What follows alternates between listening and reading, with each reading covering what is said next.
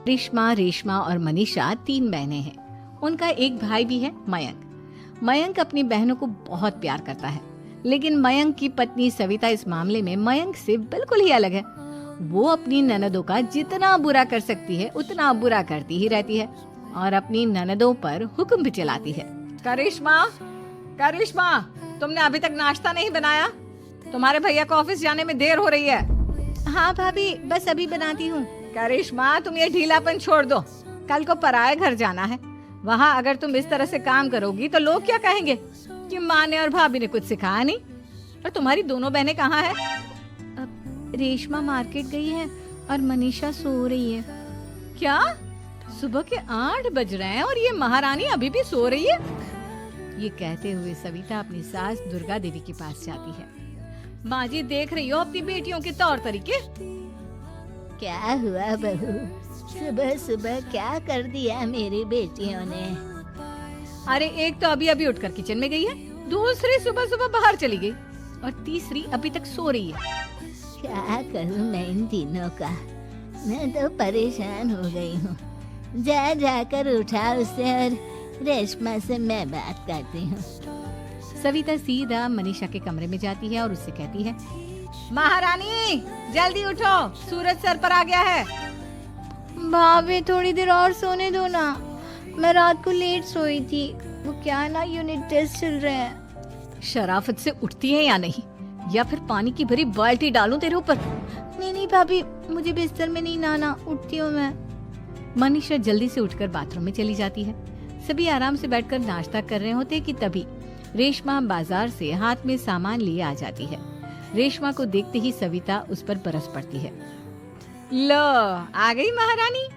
ऐसा भी क्या सामान लाना था जो सुबह आंख मलते ही बाजार की तरफ रवाना हो गई? भाभी, कल आप ही तो चीख रही थी कि घर का सारा सामान मुझे ही लाना पड़ता है, घर में किसी को भी किसी काम से कोई लेना देना नहीं है। अब मैं बाजार जाकर सामान ले आई तो आपको इस बात से भी तकलीफ हो रही है? देख रही हो माँ जी, अपनी बेटी की जुबान कैंची से भी तेज चलती है। और मयंक, आप तो कुछ कहेंगे नहीं अपनी लाडली बहन को। रेशमा, अपनी भाभी से ऐसे बात नहीं करते। चलो माफी मांगो। भैया, मैं क्यों माफी मांगू? आप भाभी से बोलिए ना कि हम पर कम हुक्म चलाया करे। हम इस घर की बेटियां हैं और आपकी पत्नी की ननद है, नौकरानी नहीं। लो कर लो बात। इनकी भलाई के लिए कुछ भी बोलो तो इन्हें बुरा लग जाता है। इस घर में यही इज्जत है मेरी। देख लो माँ जी, आपकी बेटी किस लहजे में मुझसे बात कर रही है। सविता वहाँ से चली जाती है। मयंक को बहुत गुस्सा आता है, वो भी वहाँ से चला जाता है। फिर करिश्मा रेशमा को समझाती है, रेशमा, तुम्हें भाभी से माफी मांग लेनी चाहिए थी ना। लेकिन दीदी, मैंने कुछ किया ही नहीं, तो मैं माफी क्यों मांगू? हाँ करिश्मा दीदी, रेशमा दीदी जैसी ही घर में आई, भाभी ही उन पर चिल्ला रही थी। हाँ, मैं मानती हूँ कि गलती भाभी की थी। मैं तो इसलिए बोल रही हूँ कि भाभी ने माँ को तो पूरी तरह अपने वश में कर लिया है। वो हमारी बात सुनती ही नहीं। मयंक भैया हमारे लिए हमेशा खड़े रहते हैं, इसलिए उनकी बात का मान तो तुम्हें रखना चाहिए था ना। कोई फायदा नहीं दीदी, कुछ दिनों की बात और है, भाभी उन्हें भी हमारे खिलाफ भड़का देंगी। फिर वो भी माँ की तरह हमारी किसी बात का विश्वास नहीं करेंगे। इसी तरह सविता अपनी तीनों ननदों को किसी न किसी बात पर परेशान करती रहती थी। एक दिन मयंक अपनी तीनों बहनों के लिए गिफ्ट लाया। करिश्मा, ये तुम्हारे लिए हार का सेट। रेशमा, तुम्हारे लिए सुंदर सी ड्रेस। और मनीषा, तुम्हें किताबें पसंद है ना, तुम्हारे लिए किताबें लाया हूँ। थैंक यू भैया। थैंक यू भैया। थैंक यू भैया। करिश्मा, तुम्हारा नेकलेस कितना सुंदर है, ये भैया कहाँ से ले आए होंगे? मैंने भैया को 3 दिन पहले फोन पर ये डिजाइन दिखाया था और आज भैया ये ले आए। सविता तो अपनी ननदों के गिफ्ट्स देखकर जल गई और करिश्मा का नेकलेस तो उसे भी बहुत पसंद आया था। अपनी बहनों के लिए कितना अच्छा नेकलेस लेकर आए हैं, मुझे कभी कोई गिफ्ट नहीं दिया। मैं आज ही ये हार चुरा लूंगी। रात में सविता करिश्मा का हार चुरा लेती है और इसी तरह उसे अपनी ननदों की जो भी चीज अच्छी लगती वो उसे मांगती नहीं, बल्कि रात के अंधेरे में चुरा लेती। इसी तरह दिन बीतते गए और सविता ने मयंक के दिल में भी उसकी बहनों के लिए नफरत पैदा कर दी। एक दिन मयंक ने करिश्मा और रेशमा के लिए रिश्ता देखा और ये बात उसने घर में सबको बताई। माँ, करिश्मा और रेशमा के लिए बहुत अच्छा रिश्ता आया है। वो लोग कल इन्हें देखने आ रहे हैं। आप और सविता मिलकर सारी तैयारी कर लेना। ये सुनकर करिश्मा और रेशमा खुश हो जाती हैं, लेकिन सविता सोचती है, अगर इन दोनों बहनों की शादी हो गई तो घर और बाहर का काम कौन करेगा? मनीषा तो एक नंबर की कामचोर है, उससे तो किसी बात की उम्मीद लगाना ही बेकार है। मुझे इस शादी को रोकना होगा। अगले दिन सभी लड़के वालों के स्वागत की तैयारी करने में लगे होते हैं। तभी मयंक अपनी बहनों से आकर कहता है, तैयार हो गई तुम दोनों? देखो दोनों लड़के बहुत अच्छे हैं, मैं कोई कसर नहीं छोड़ना चाहता, इसलिए तुम उनके सामने अच्छे से बिहेव करना और अपनी भाभी से लड़ने मत लग जाना। करिश्मा, तुम वो नेकलेस पहन लो ना जो मैं तुम्हारे लिए लाया था। भैया मैं बहुत देर से वो नेकलेस ढूंढ रही हूँ, लेकिन मुझे मिल ही नहीं रहा। क्या तुमने नेकलेस खो दिया? तुम्हें पता भी है वो कितना महंगा था?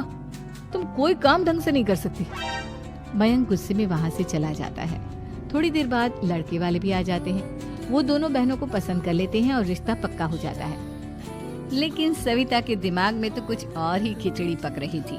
वो पंडित जी के पास करिश्मा की कुंडली लेकर जाती है और उन्हें पैसे देकर करिश्मा की कुंडली बदलवा देती है। जब लड़के वालों के पास करिश्मा की कुंडली जाती है तो वो दुर्गा को फोन करते हैं। बहन जी, हमने करिश्मा की कुंडली अपने पंडित जी को दिखाई थी। आपकी बेटी की कुंडली नहीं बल्कि दोषों का पिटारा है। देखिए, मैं और मेरे पति इन सब बातों में बहुत विश्वास करते हैं, इसलिए हम आपकी बेटी से अपने बेटे की शादी नहीं करा सकते। इस तरह करिश्मा का रिश्ता टूट जाता है और सभी घर वालों को बहुत दुख होता है।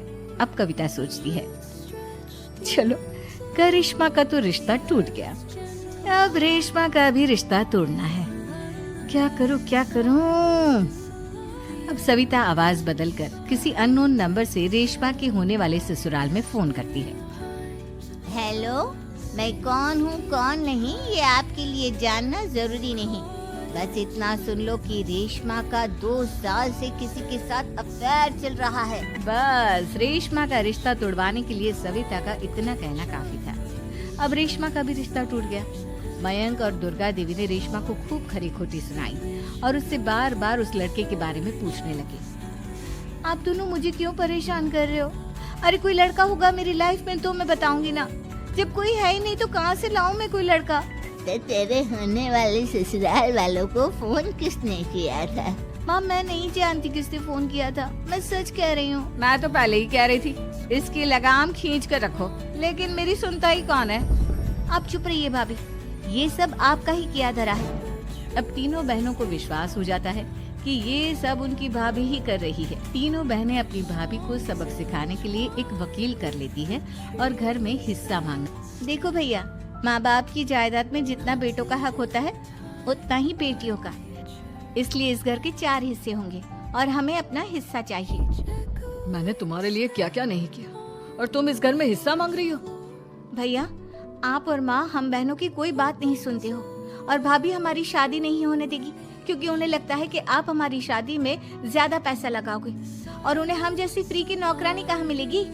तो हम भाभी के साथ तो रह नहीं सकते, हम बहनों को अपना हिस्सा चाहिए। अरे तुम्हें शर्म आनी चाहिए अपने भाभी पर ऐसा इल्जाम लगाते हुए।